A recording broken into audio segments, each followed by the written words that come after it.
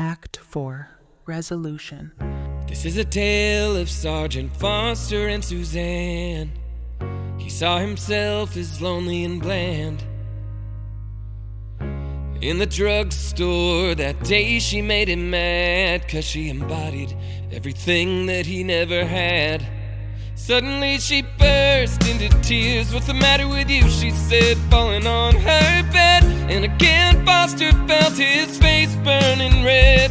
"Never had a chance with a girl like you, that's all. I'm sorry about everything. Well, I got a haul," he said as he turned to walk down the short hall. "Wait," she snapped, "you can't do that. You're not getting off that easy. You made me feel sleazy. What can I do?" said Foster uneasily. "You can walk me down Main Street as though you were proud to be seen with me," she said as she stood up tall from her bed. Then she pointed a finger at his chest, saying, "It's the least you can do, and you know it too." So it came to be that Sergeant Robert robbed Foster fresh home from war in a far-off land. Found himself trapped without a plan, about to pay his dues to Suzanne. This is a tale of Sergeant Foster and Suzanne.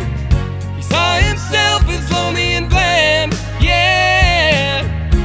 In the drugstore that day she made him mad, 'cause she embodied everything that he never had.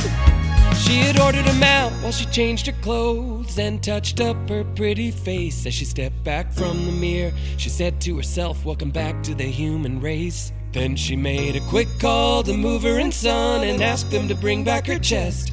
As she walked out the door, she finally felt at peace, knowing fate would take care of the rest. It took a while for him to look at her, smile and offer his arm. Suzanne was barefoot, happy, regaining all her charm. With giant gold hoops on her shell pink ears, holding Foster's arm lightly, ignoring the cheers, she began her undulating, tinkling walk that was more of a glide. Whatever it was, she did it with pride. The closer they got to the drugstore, more faces appeared in the window. Smile and be nice, this is your chance, show them you're not ashamed. Tell them I'm not some bimbo. "Mind if I smoke?" said Foster, fumbling for his pack of Pall Mall. "That's considerate of you to ask," said Suzanne with a smile. "No, I don't mind at all." By steadying his right hand with his left, his hands felt clammy and wet. Sergeant Robert Foster, fresh home from a far-off land, managed to light a cigarette. They say you can't judge a book by its cover. In truth, they weren't all that different from one another. He made the most of the chance she had given, and by the end of the day all was forgiven. Foster thanked Hinckley for his devious plan, and as they left the drugstore, he saw Suzanne. "I have a soul, you know." Take his hand. In the tale of Sergeant Foster and Suzanne.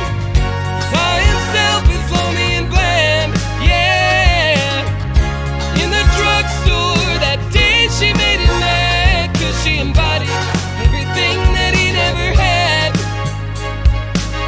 So ends a tale of Sergeant Foster and Suzanne. He saw himself as lonely and bland.